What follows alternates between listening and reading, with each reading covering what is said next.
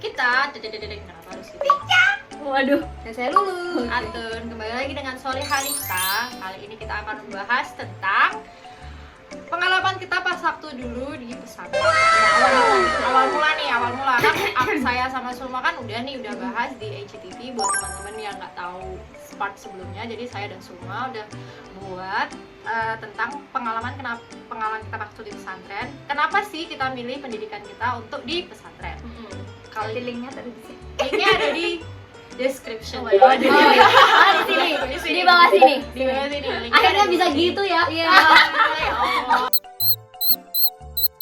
Intinya kita milih di pondok pesantren itu karena ya tuntutan keluarga gitu. Iya. Gimana lagi kita mau milih kemana gitu. Dan sedangkan Tica atau Tibel sama Lulu itu punya kisah yang berbeda. Kenapa kalau Lulu milih sekolah di pesantren? Jadi dulu tuh aku mondok sebenarnya dari kelas 5 SD. Wow. Kita udah 10 tahun baru terbuka sekarang. Beneran. Terus itu dulu karena kakak kandung aku itu jadi ustazah di sana gitu. Jadi diniatin untuk jadi di komplek rumahku tuh ada pondok baru. Terus di sana itu dimintain tolong untuk tinggal di sana jadi ustazah di sana. Kebetulan pondok itu tuh pondok bahasa, jadi memang dia tuh bilingual. Sorry kok multi. Jadi dulu tuh bilingual. Harus kompak gitu jawabnya. Terus ya udah, jadi diminta untuk daripada kamu tuh nonton TV terus gini udah kamu mondok aja. Jadi dari kelas 5 SD. Jadi teman-teman aku tuh dulu ke teman-teman kelas 1 SMP. Jadi ya udah, jadi kalau misalkan tidur itu di pondok gitu kan. Tidur di pondok, terus pagi tuh baru pulang untuk sarapan, terus berangkat sekolah ke SD kan dulu masih di SD negeri. Terus habis itu tapi begitu pulang dari SD langsung pulangnya ke pondok. Jadi kalau pulang itu cuman boleh malam minggu, itu pun nggak boleh nonton TV.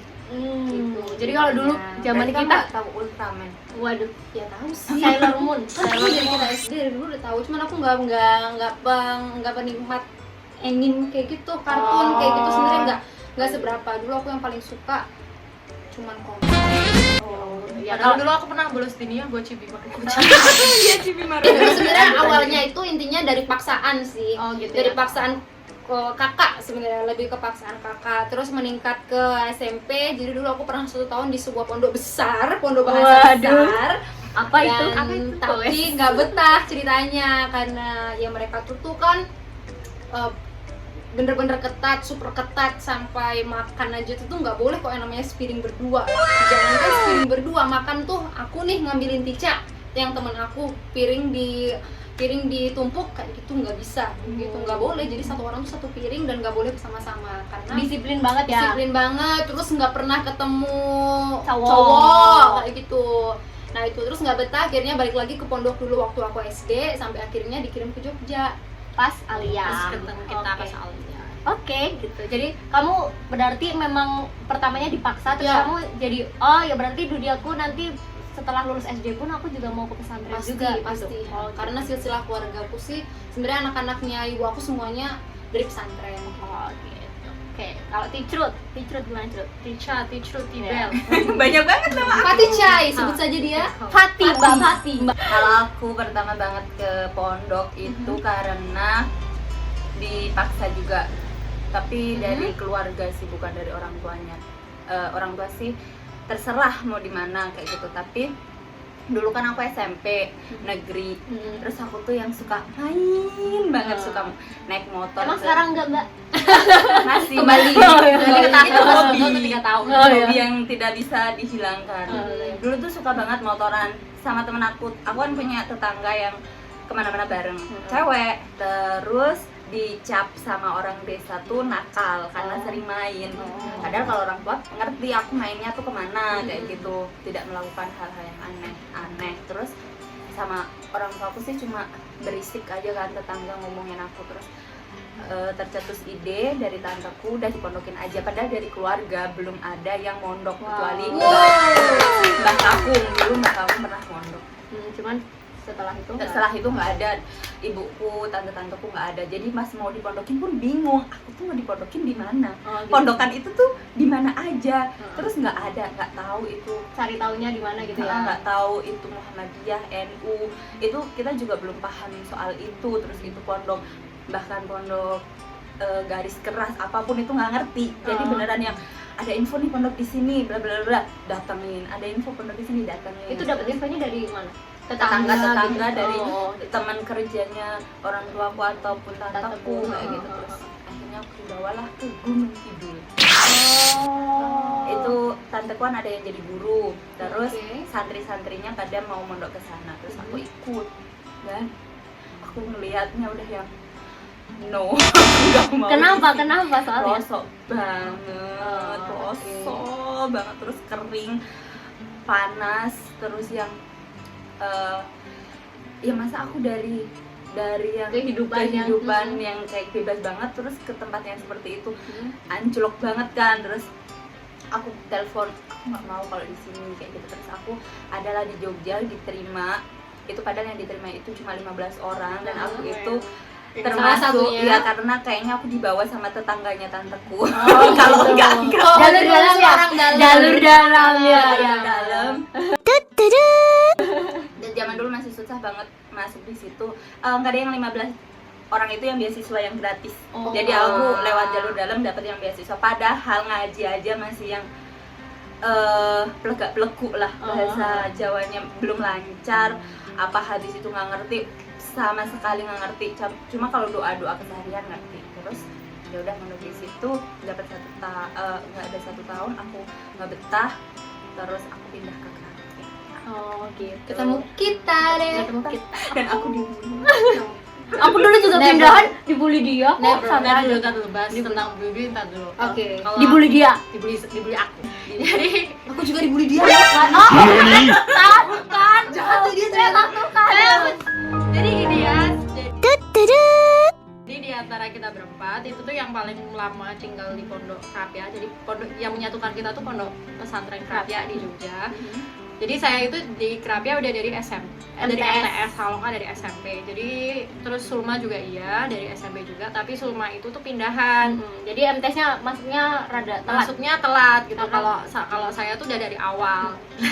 Pindah ke Krapianya aku tuh Pindah ke Krapia tuh pokoknya dia awal-awal sih, masih awal-awal juga. tapi dia nggak ikut ospek kayak gitu, nggak ikut mos, nggak ikut mos pokoknya gitu kan, udah- masa orientasi sekolah. udah mulai Dia ikut. udah mulai belajar di kelas gitu. Udah mulai belajar di Baru- kelas dia baru masuk. Jalur dalam juga ya. Orang dalam. Enggak ya. Pokoknya aku bully dia karena dia Anak baru. anak baru. Simpelnya karena kayak gitu. Dulu karena aku tuh kayak Susah nerima orang baru deh kayaknya kamu tuh. Di Aliyah, udah di Aliyah dia pindah dia masuk dia pindahan. Aku hampir ujian semester 1 itu baru masuk habis lebaran pas Kelas mau- 1 ya itu, kelas 1. kelas 1. Ya, Terus aku sekelas sama dia. masuk ke kelas mereka. Oh ya udah, sekelas sama dia. Oh iya, sekelas sama kamu. Aku tuh bahkan nggak ingat loh. Bener aku tuh nggak ingat ada Ica di sana.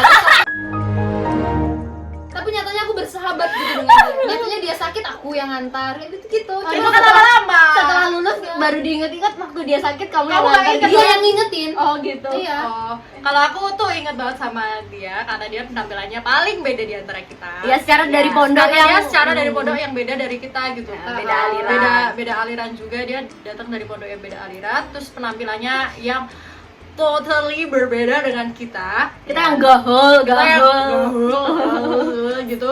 Iya. Dia yang dan pas perkenalan sama dia itu Sama.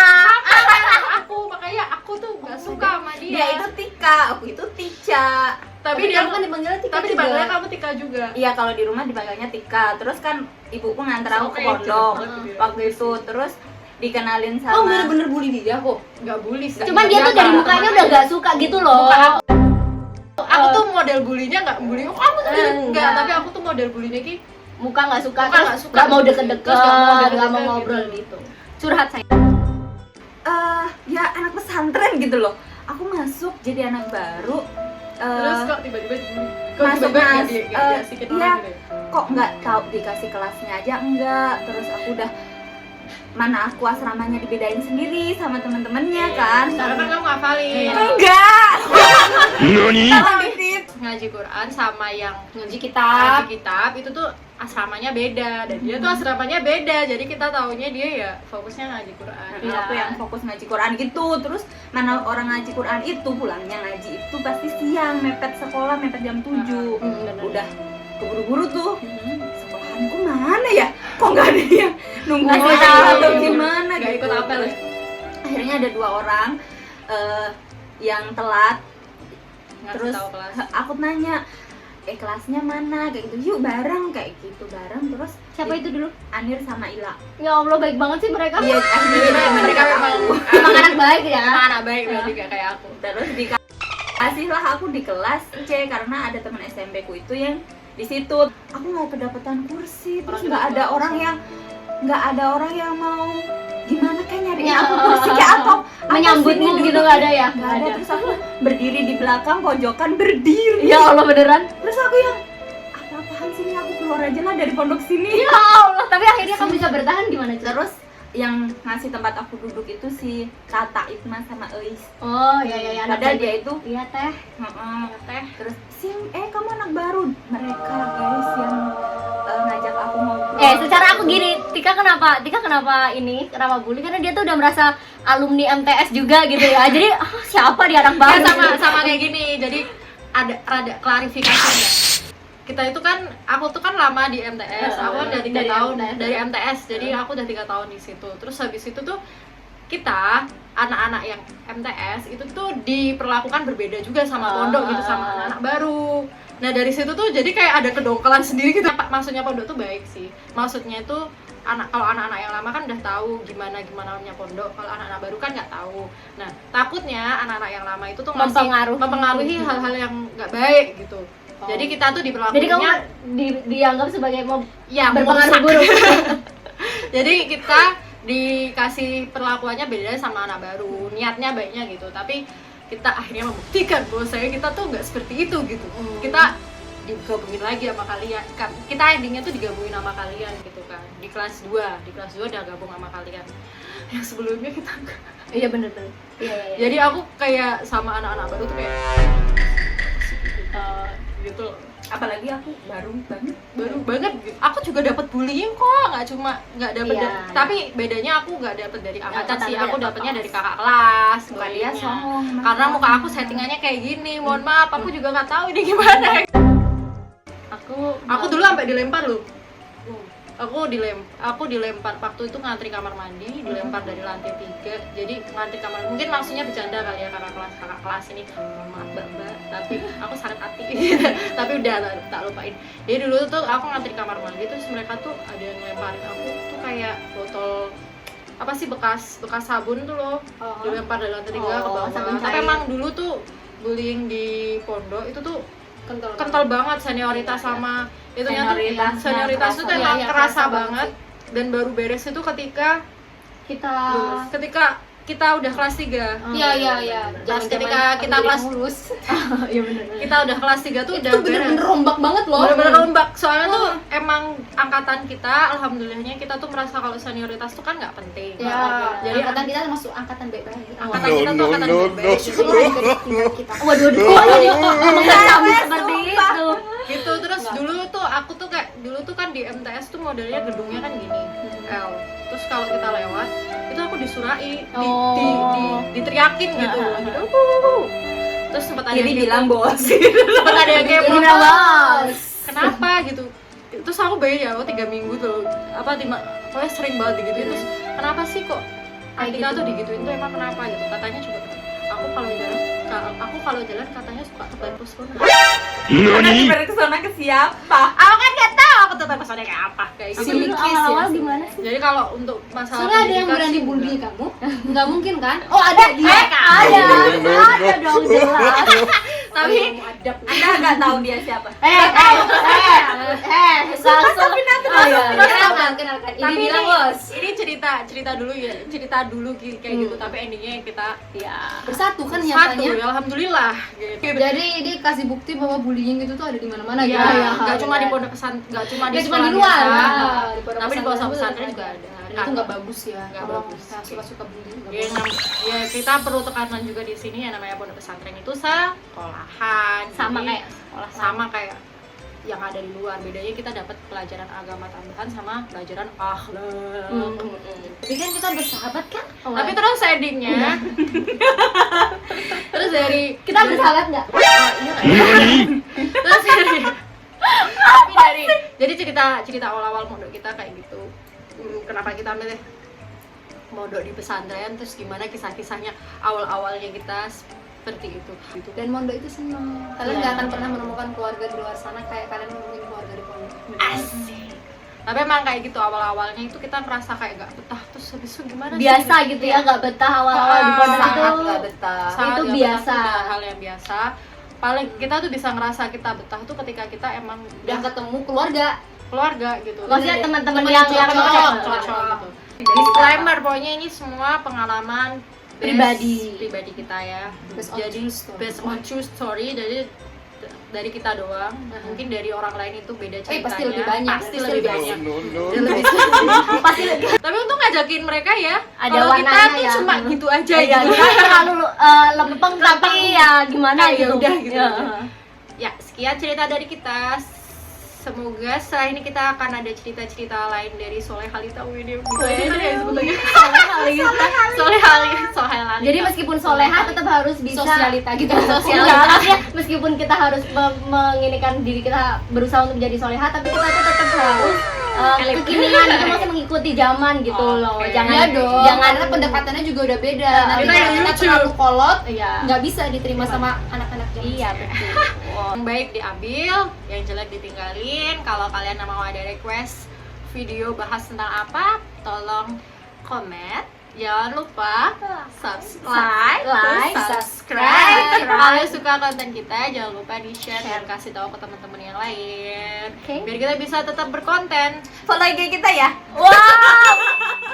Karena kita bukan Selebgram. Sekian postingan kita hari ini. Dadah. Bye bye.